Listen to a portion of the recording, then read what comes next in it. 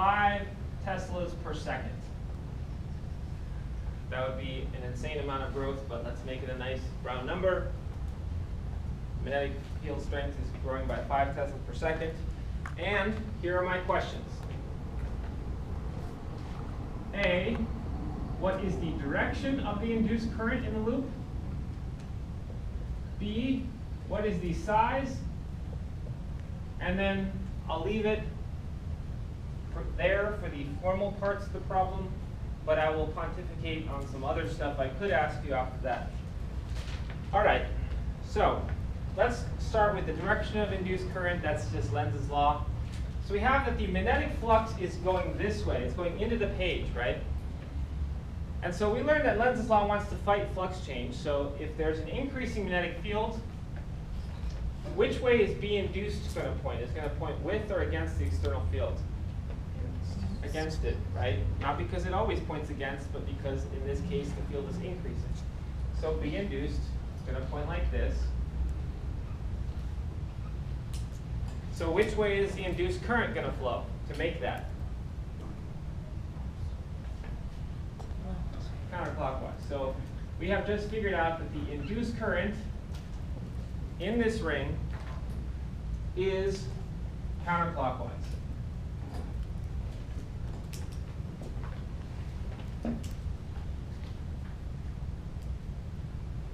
So think about for a second what we have. We have a situation where the free charge carriers in the ring just suddenly pick themselves up and start flowing, okay? Just like if we connected the loop to a battery, but there's no battery inside. It came from the changing magnetic flux through the ring. So now we're just going to go ahead and compute the amount. So let's take our new equation, and we're going to put in our entire flux equation.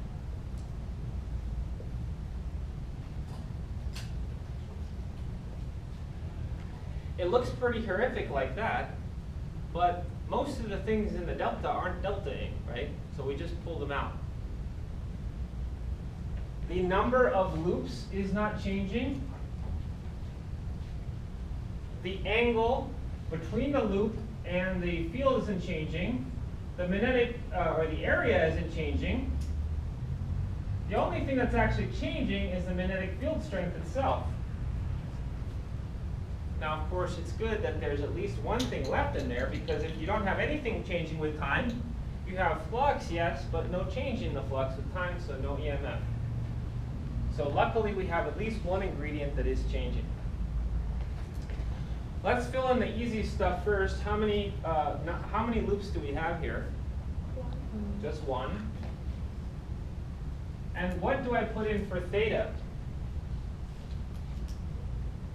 What is the angle between the normal line and the magnetic field, external magnetic field? Zero. Zero.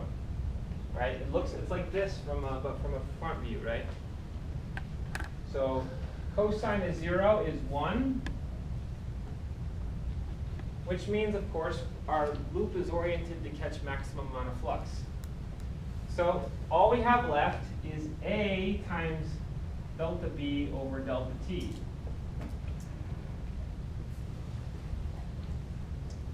All right, so what do we do? Well, first of all, the area of the loop we can get. How do we get that? It's a circle, so the area of the circular catcher is pi r squared, right?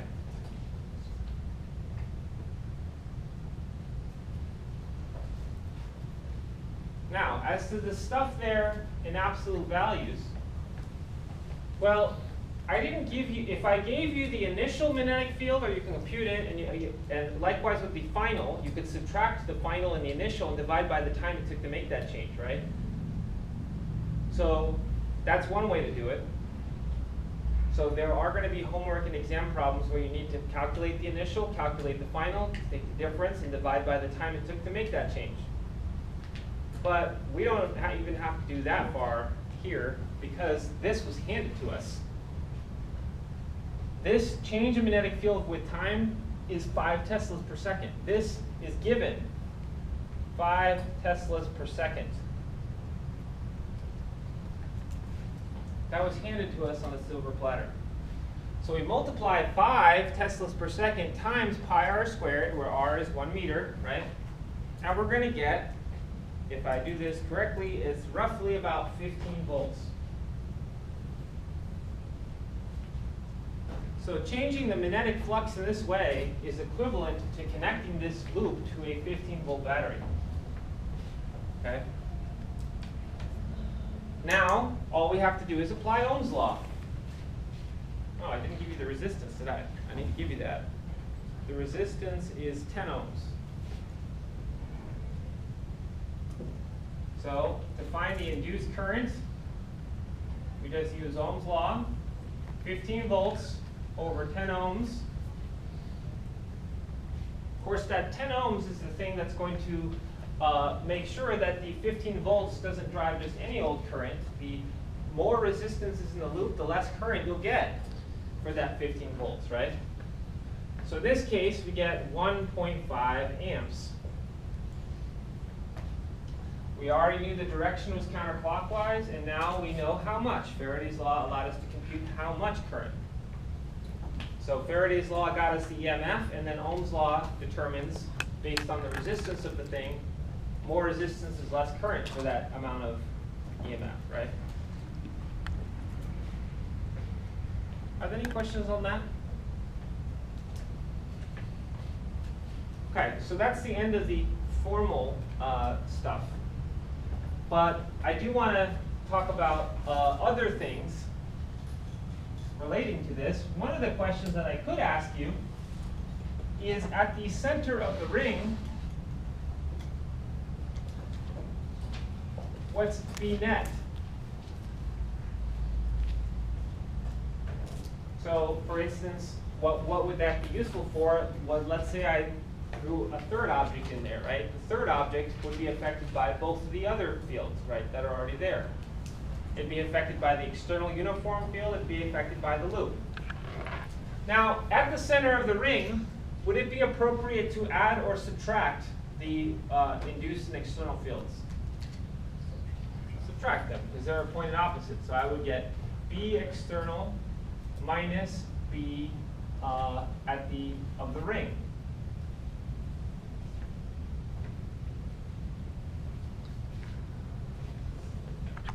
Now, this is not necessarily going to be a constant. We've pointed out already that this is increasing. And if this is increasing at a constant rate, remember that the rate was the important thing for getting anything to happen in the ring. Okay? So since this is a constant rate, it means that this is going to be constant, right? Since the rate of increase was 5 Teslas per second, that is what got us the constant induced current and constant magnetic field that it would make. And so this is not always going to be a change, the same thing. This is going to actually change with time itself. So if I were to ask you something like this, I would have to specify a particular moment. Nonetheless, it is instructive to talk about this. First of all, how would you calculate the magnetic field of the ring? Well, in the middle, we have the formula for that. You've used it a little bit on your homework number 6, right? Just a word of caution. First of all, remember that this only works at the center of the ring. I can't ask you anywhere else. And in this case is what? 1. And then this R, is that 1 meter or 10 ohms? It's the 1 meter, right? It's the radius of the thing. So be careful. We are using lowercase and uppercase r sometimes for different things. This is the radius of the circular loop. Okay? So what is this equation really saying? This is basically Lenz's law in action, right? This is the Lenz's law trying to keep the status quo. It's taking this thing that's trying to increase and trying to fight that by taking away the magnetic field. Now, in full disclosure, if you calculated, most of the time you would find that this can be substantial, and this is like a little tiny mosquito taking off a little bit. So trying to keep things the same is not the same as successfully keeping things the same, okay?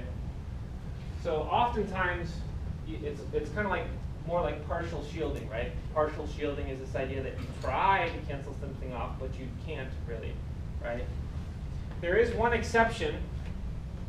If the current can be anything you want, then you are able to kill off any and all takers if you're completely unlimited by current, okay?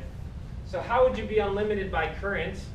Well, you'd look at this equation. You look at this equation and basically say, if your resistance can go to 0, then your current can go as high as you want, okay? Now, in practice, the current doesn't go to infinity. It just goes to whatever is necessary for the external field to basically be expelled and the net to stay 0. So the net field can stay 0, which we call perfect magnetic shielding.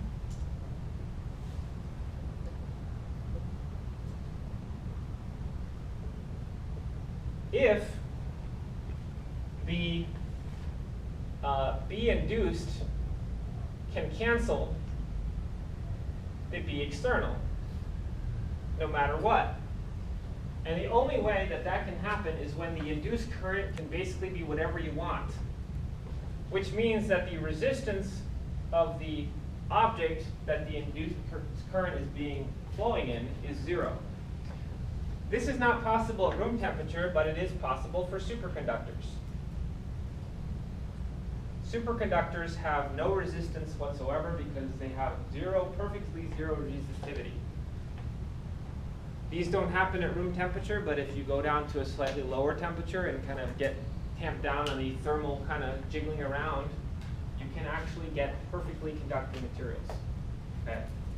So is it possible to do perfect magnetic shielding? Is it possible to perfectly shield magnetic field from a region? Yes, but not very easily. Okay. It's much easier to shield electric fields. It's much harder to shield magnetic fields. Okay.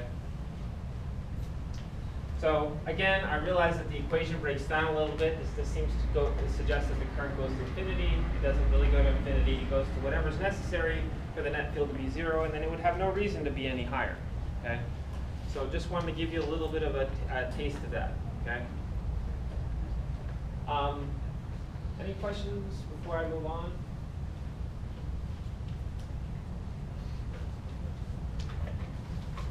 Okay, so we're done with this. You will find that this is, in some ways, the most straightforward thing to do. You guys can calculate the magnetic fields of many different configurations of things, and then if those evolve with time, they can induce currents and other things. So you'll find a bunch of problems like that on your homework number 7. Next thing, I'm not going to have a chance to finish it, but I'm going to start, is the area change. So let me at least set it up today so we can start with it on the board.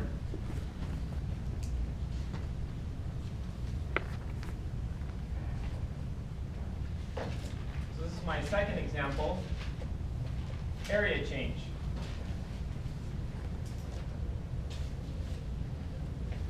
So how am I going to do this? Well, let's say I have an external magnetic field, source unknown, which is uniform in space and also constant in time. Static. So that's not really going to be where the change is, where the action is. I'm going to make it happen another way. I'm going to have the second way to make the flux change happen. So I'm going to have a current loop. But the current loop is going to be movable. So it's going to consist of 3 sides. That this side goes on for a long time. This is fixed. And then to complete the loop, I'm actually going to lay a bar across these two. Kind of like thinking of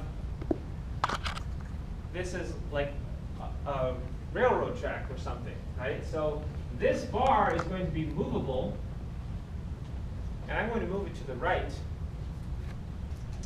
And so you can effectively see that the conducting loop is getting bigger. The circuit closes around this loop, and that is going to be getting larger and larger all the time.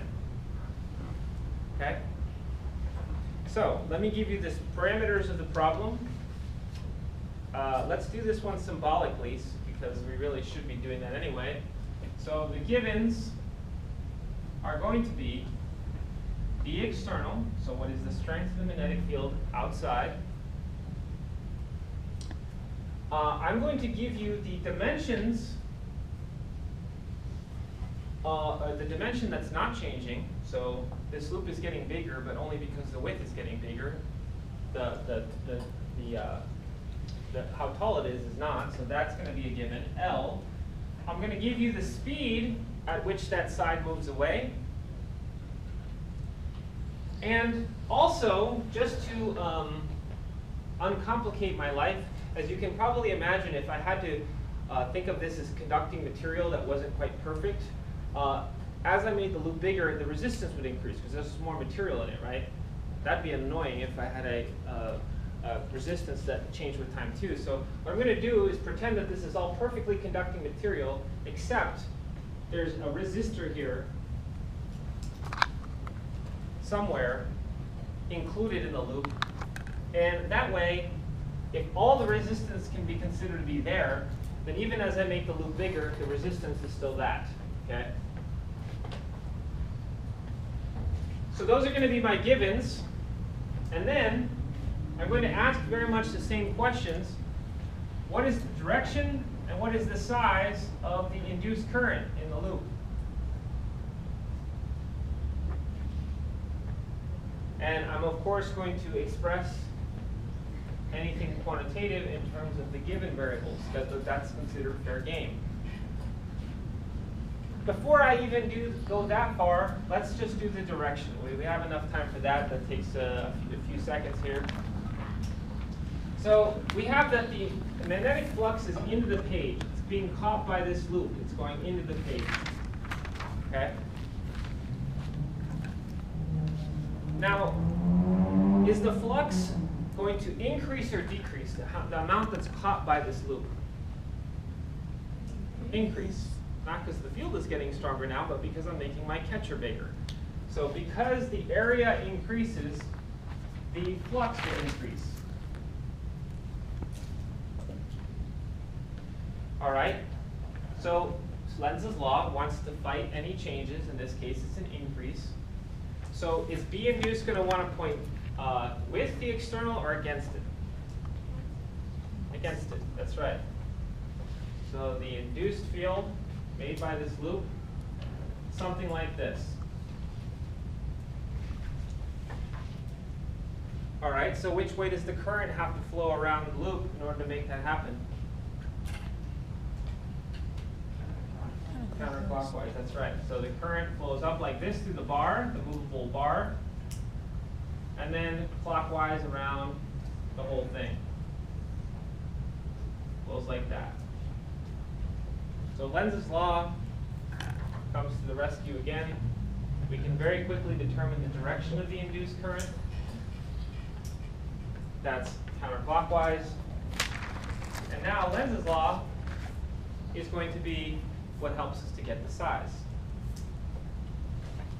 So let's see if we can at least get that started in the next couple minutes.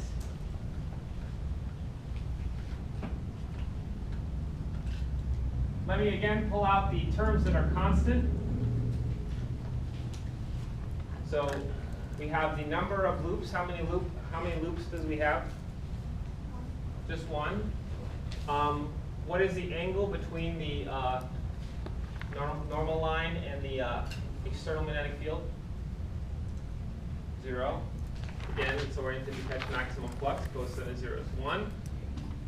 And now the magnetic field comes out because that's constant.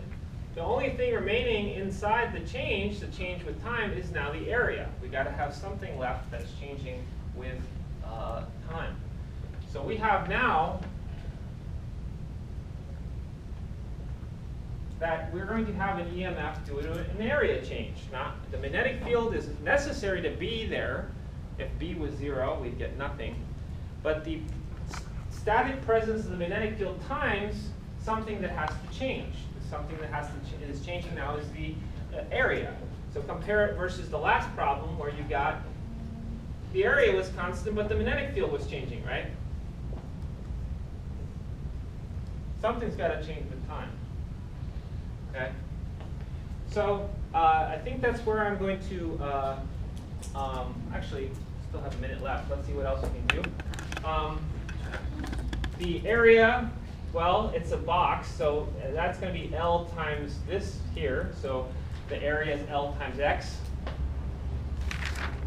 You should never hesitate to introduce a variable if you think you need it. You can always figure out what the heck to do with it. And then, of course, out of those two dimensions, only one changes anyway.